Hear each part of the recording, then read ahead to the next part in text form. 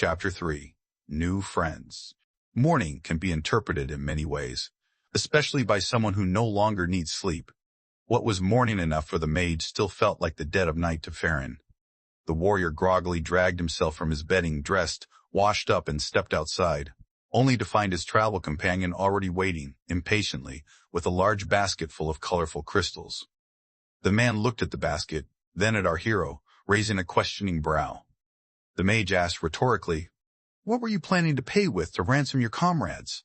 Farron paused to think. His eyes lit up and he was just about to rush toward the mage when the latter stopped him with a raised finger. The mage gave him a long, assessing look before finally saying, "You're not fit for this. They'll swindle you." With that, he turned back toward the house and returned a moment later, dragging out Farron's sleepy wife. He waved the warrior back inside, then took to the air basket of crystals in one hand, red-haired woman in the other. Soaring above the road, they spotted a small encampment of 3 wagons, likely traders. They landed nearby and approached without raising alarm, rousing a sleeping guard along the way. Soon the caravan's owner emerged and began inspecting the crystals with gleaming eyes. Roswin asked what he traded in. When he answered pots, her eyes lit up in turn. The first trade was swift. The mage had the distinct impression that Roswin squeezed every last coin from the merchant along with 2 hefty cooking pots. Then came more traders, and more after that. By sundown, they had sold crystals to every merchant within a day's ride. Surprisingly, no one tried to rob or stab them throughout the day, which, in and of itself, was a pleasant surprise. Not that either of them had been particularly worried. By evening, the crystals were gone. In their place, they now had a tidy heap of gold and assorted goods. What they didn't have, however, was a single freed slave. Roswin was a deft negotiator, but the mage suspected her priorities did not quite align with her husband's. Of course, everyone was thrilled about the sacks of grain, dried fruit, cooking utensils, cloth, dresses, and hairpins. But that wasn't the point. Roswin even bought a few hens and 3 piglets. The mage decided that, come morning, he'd best ride out with the warrior himself. As expected, Farron was far more focused on the goal. He was determined to free as many of his kin as possible. Much to the mage's dismay, he was alarmingly efficient at it. The days passed in a blur of locating captives, sneaking them out to the wilderness, healing, clothing, feeding them. The mage even built a new house for the newcomers, complete with fresh moss roofing. Then another, and several more. What was once a secluded homestead for a few souls turned into a thriving village of over 100. Among the first arrivals was an old man named Duncan, once tutor and servant to young Princess Muriel. By some miracle, he'd survived the chaos of war. Educated and fluent in multiple tongues, he was deemed valuable enough to be sold rather than beheaded, like so many others whose worth had gone tragically unnoticed. After a bit of magical patching up, the old tutor proved himself quite fit to resume teaching duties.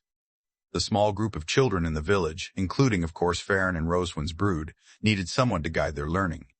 Duncan turned out to be a veritable fountain of knowledge.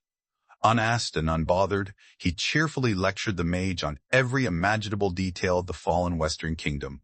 From him, the mage learned of Muriel's husband, brother to King Lanster, ruler of the Eastern Realm, once allied with the kingdom swallowed by the Black Sect. The breaking of that alliance had spared the Eastern Kingdom from war, for a time. But it seemed another conflict was already looming on the horizon. The mage was well aware that war might erupt again soon. Yet this stretch of wilderness seemed oddly safe. Though it sat at the crossroads of 3 nations, none appeared eager to claim it. Duncan didn't just keep the mage informed on politics and history. He was also unusually forthcoming about his personal ailments. No matter how private the affliction, he was always happy to receive magical remedies. Slowly, a kind of hierarchy began to form within the growing community. Surprisingly, Muriel emerged as a natural leader, and she wore the mantle well. Farron credited her with every success, seemingly forgetting the not insignificant contributions of our hero. The mage admired her talent for winning people over. He had the distinct impression that everyone in the village adored her. Everyone except Roswin. She seemed increasingly jealous and displeased with her husband's devotion, and rounder by the day. Come autumn, the red-haired woman gave birth to another son. Farron was overjoyed. Life in the enchanted village drifted by. The number of inhabitants kept growing, some ransomed from bondage, others arriving of their own accord, and a few simply born into the settlement. The days passed. and the mage, seeing just how much the villagers relied on his magic, would sometimes vanish for days, sometimes even weeks at a time. One day, during yet another visit to yet another slave market, Farron stumbled upon a friend from his youth, Jory.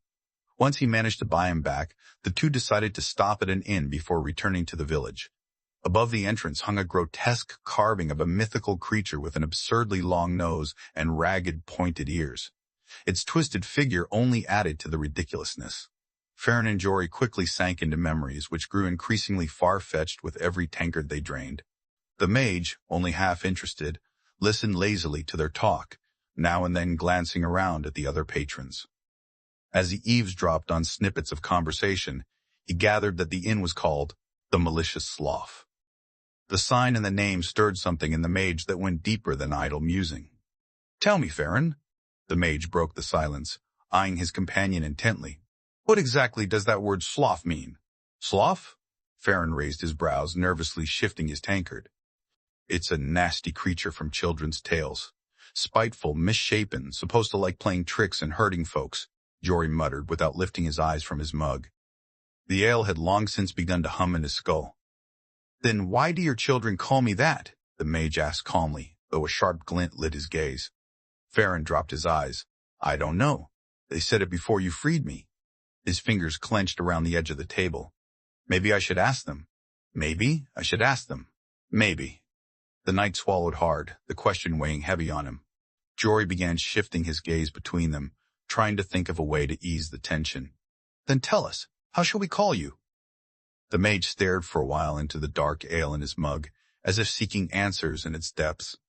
"Draco," he said at last, softly. "You may call me Draco." "Well then, Master Draco, thank you for our freedom."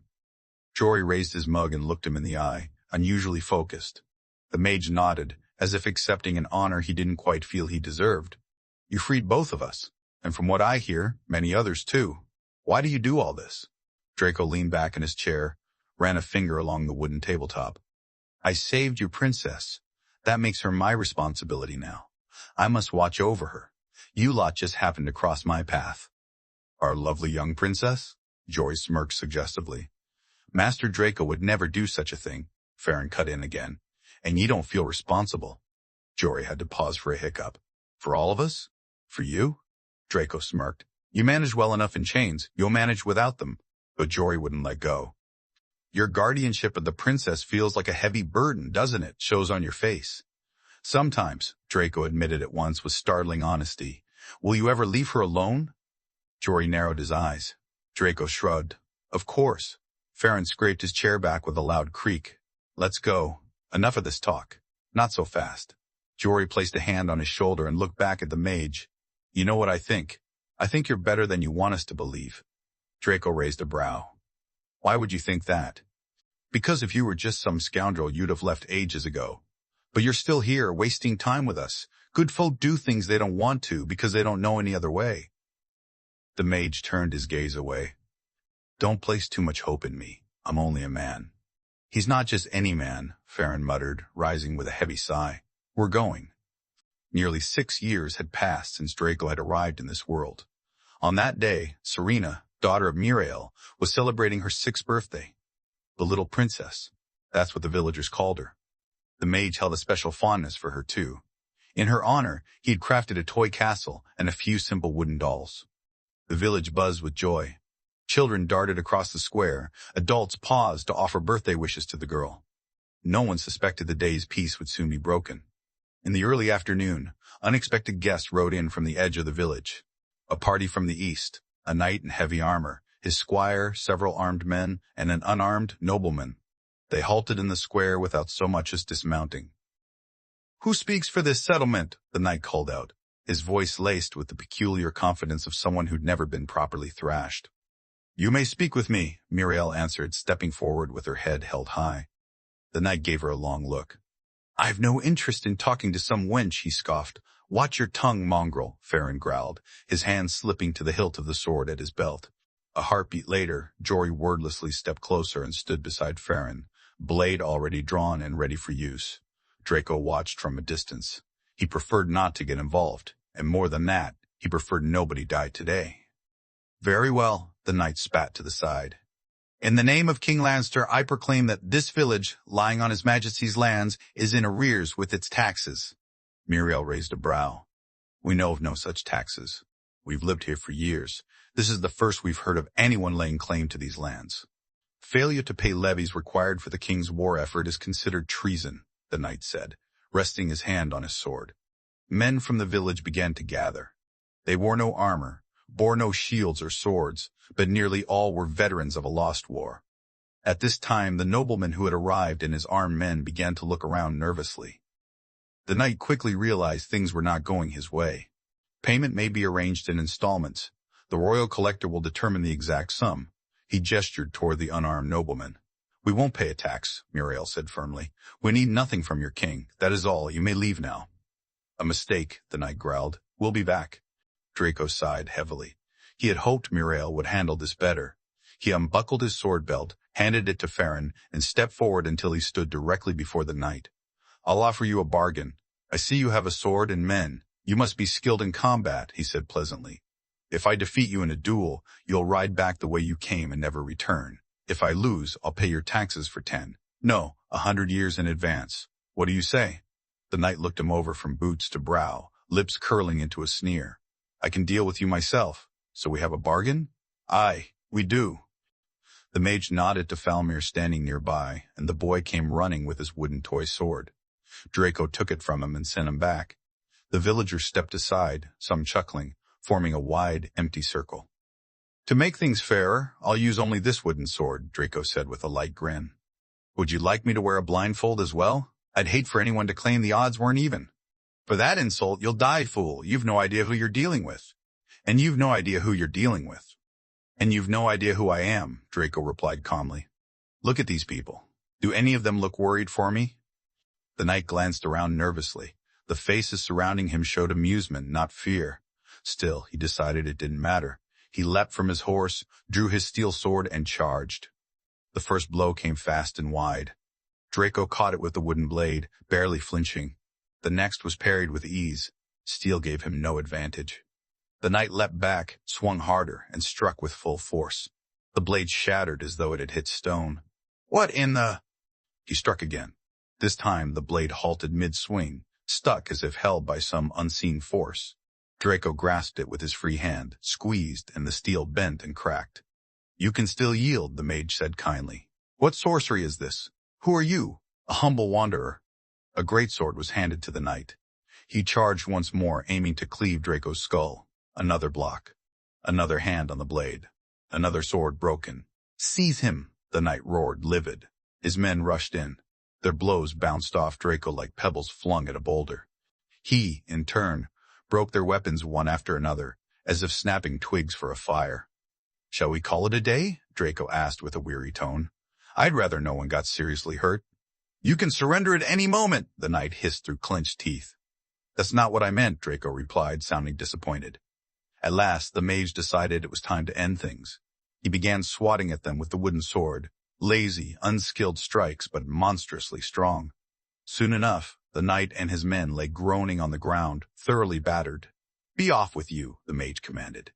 As they mounted their horses, he added coolly, I was very merciful today. I'm not always so. If you return or try deceit, it will go badly. Understood? The knight spat again. Draco didn't wait. He grabbed the man by the leg, yanked him from the saddle like a sack of grain, and flung him into the mud. I asked if you understood. Yes, I understand. They rode away. They never returned. At least, not for taxes. Once they were out of sight, Muriel looked at Draco, arms folded across her chest. I'd like to ask you to build a wall around our village. Must I? He sighed. Don't complain. You were the one showing off. That wasn't showing off. A few days later, the tax collector returned to the village, this time alone. It turned out that, having witnessed the mage's abilities, he recalled old tales he'd read in his youth. Never had he imagined he'd live to see such things with his own eyes. He abandoned his post and estate, came back to the village. He wanted to become the mage's apprentice. Draco, however, had not the slightest interest in such a notion. He didn't want an apprentice. He didn't want company. Unfortunately, his opinion mattered little to Muriel. The princess welcomed the newcomer and put him in charge of trade. and so the man became the first bureaucrat in the budding realm of the princess.